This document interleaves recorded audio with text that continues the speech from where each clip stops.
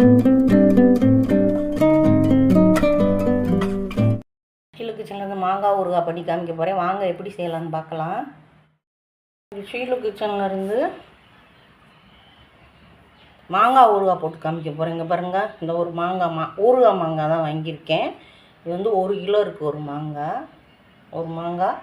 அதுக்கு தேவையான அளவு பெருங்காய பொடி பண்ணி வச்சுருக்கேன்.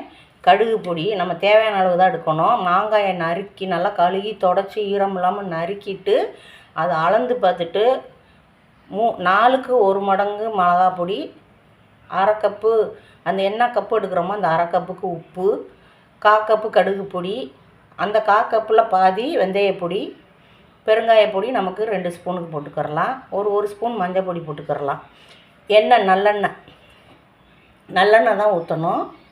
இப்போ நம்ம வந்து இந்த மாங்காயை கழுவி நல்லா நறுக்கி எடுத்துகிட்டு வந்துட்டு உங்களுக்கு நான் மிளகா பொடியெல்லாம் போடுறத காமிக்கிறேன். அளவு இந்த மாதிரி நறுக்கி எடுத்து வச்சுக்கிட்டேன் பாருங்கள். இதை அளந்து பார்த்துருவோம் எத்தனை கப்பு இருக்குதுன்னு. நம்ம எந்த கப்பு எந்த டம்ளரோ ஏதோ அதில் அளந்துக்கரலாம். நம்ம கப்புக்கு தான் நான் அளக்கப்போ போகிறேன். இதுக்கு எத்தனை கப்பு இருக்குதுன்னு பார்த்துட்டு நம்ம மிளகா பொடி அளவெல்லாம் போட்டுக்கரலாம்.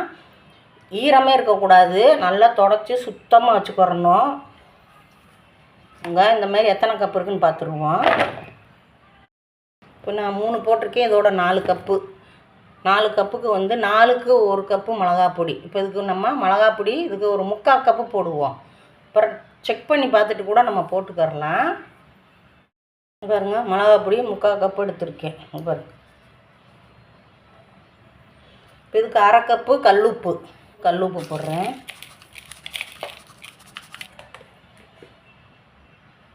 ஒரு ஸ்பூன் மஞ்சள் பொடி, பெருங்காய பொடி டீஸ்பூனுக்கு வந்து 2.5 ஸ்பூன் போடுறேன். பாருங்க, 1/4 கப்பு கடுகு பொடி. அதேமாரி வெந்தய பொடி இந்த ஸ்பூனுக்கு ஒரு 2.5 ஸ்பூன் போட்டால் போதும். என்ன இதே கப்புக்கு நம்ம 1 கப் எண்ணெய் சேர்க்குறோம். நல்லெண்ணெய், சுத்தமான நல்லெண்ணெய், பச்சை நல்லெண்ணெய் தான் ஊற்றணும். பாருங்க, 1 கப்பு இதில் ஊற்றிடுவோம்.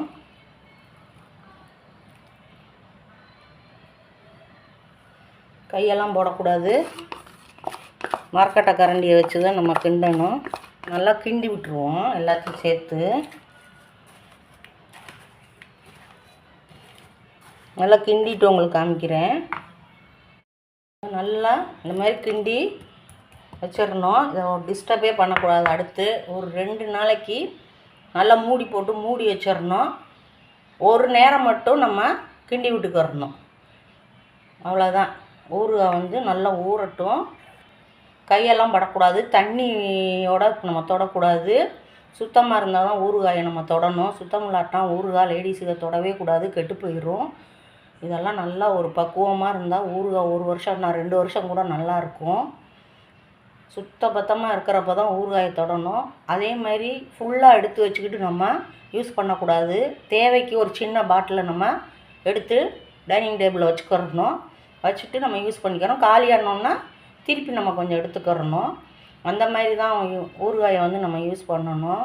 அப்படியே செஞ்சு வச்சு அந்த பாட்டிலோடு நம்ம யூஸ் பண்ணக்கூடாது. இதெல்லாம் ஒரு நல்ல ஊறுகாய் கெட்டு போகாமல் இருக்கிறதுக்கு ஒரு நல்ல ஒரு டிப்ஸு. ஊறுகாய் நேற்று போட்டு வச்சது இன்றைக்கி எப்படி இருக்குன்னு பார்ப்போம். பாருங்கள், இன்றைக்கி எப்படி எண்ணெய் மிதந்து எப்படி வந்திருக்கு பார்த்தீங்களா ஊறுகாய். இப்போ நம்ம அதை கிண்டி விட்டுருவோம். பாருங்கள், இப்போ நம்ம இதில் உப்பு செக் பண்ணணும். எண்ணெயோடு பண்ணக்கூடாது. எண்ணெய் இல்லாமல் அந்த மசாலாவாக எடுத்து பண்ணி பார்க்கணும். இந்த மாதிரி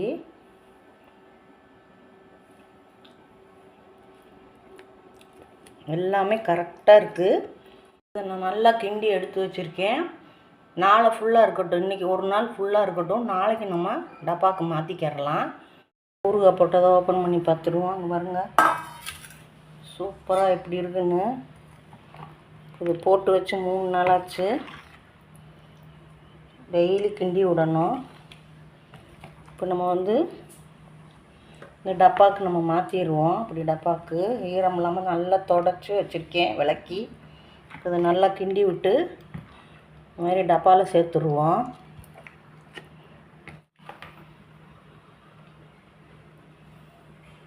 கைப்படாமல் நம்ம யூஸ் பண்ணணும்.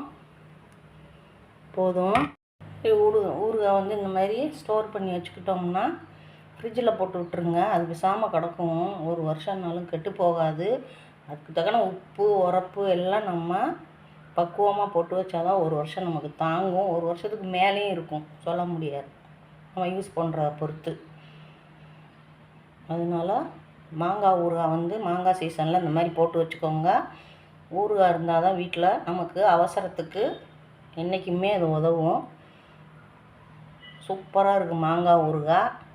நீங்களும் இதேமாரி செஞ்சு பாருங்கள் இந்த மெத்தடில். ஷீலு கிச்சனுக்கு லைக் பண்ணுங்கள், ஷேர் பண்ணுங்கள், சப்போர்ட் பண்ணுங்கள். நன்றி.